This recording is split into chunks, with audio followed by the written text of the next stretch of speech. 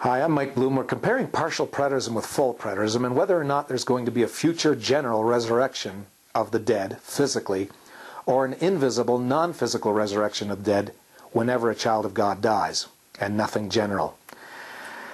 The corruptible body is the earthly body, but it shall put on incorruption.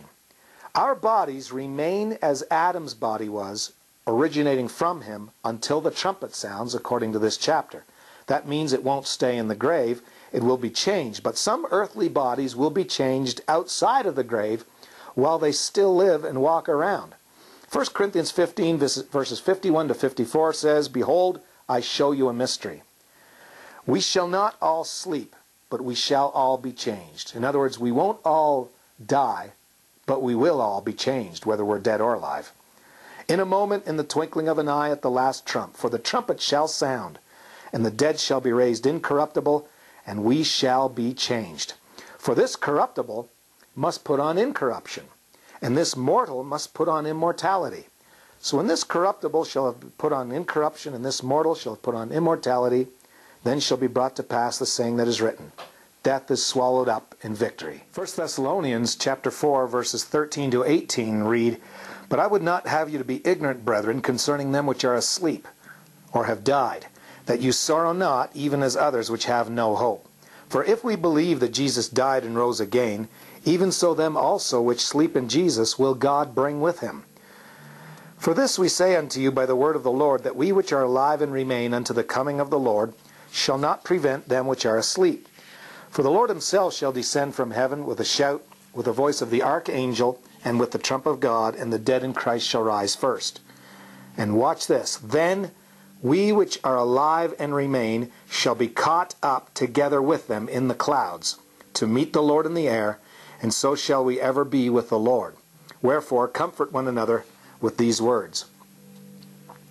Mary was told by Jesus the day he resurrected to not touch his body. And the reason this is noted was because Jesus Christ was actually fulfilling the role of the high priest.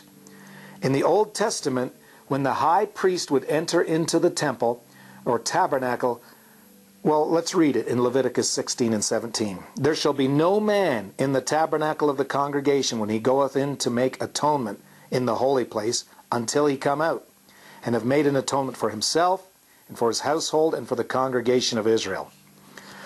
Why would she not be allowed to touch him if the body would not enter the holiest? Heaven must be the holiest of holies, because Hebrews 9 verses 11 to 12 reads, "But Christ being come an high priest of good things to come, by a greater and more perfect tabernacle, not made with hands," that is to say, not of this building, "neither by the blood of goats and calves, but by his own blood he entered once into the holy place, having obtained eternal redemption for us." Hebrews 9 and 24 says, "For Christ has not entered into the holy places made with hands, which are the figures of the true, but into heaven itself, now to appear in the presence of God for us." This proves his resurrected body was the spiritual body of which Paul spoke in 1 Corinthians 15.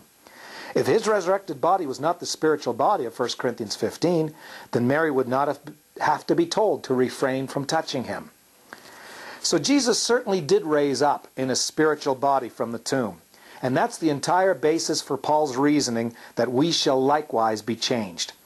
To read through the entire chapter is to learn that our resurrection will involve a change in our bodies.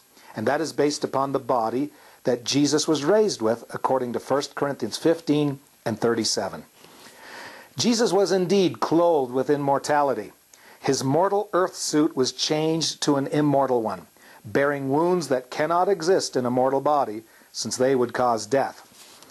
His resurrection was not at all like Lazarus' resurrection, because Lazarus did not put on immortality. And note this statement of Jesus in John chapter 12, verses 23 to 24. "And Jesus answered them, saying, The hour is come that the Son of Man should be glorified. Verily, verily, I say unto you, except a corn of wheat fall into the ground and die, it abideth alone. But if it die, it bringeth forth much fruit." The only way a seed can bring forth much fruit is if it is changed into a plant.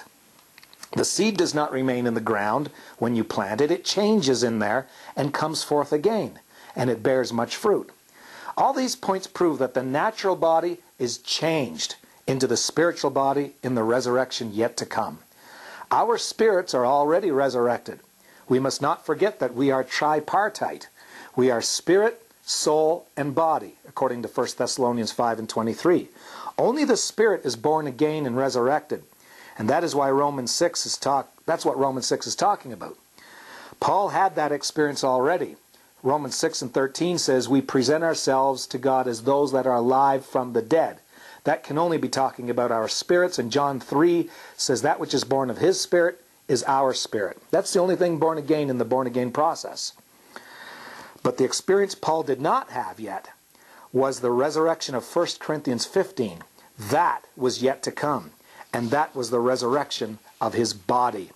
And it is also our future resurrection. God bless you, and let's continue in our next study concerning the rapture or the resurrection.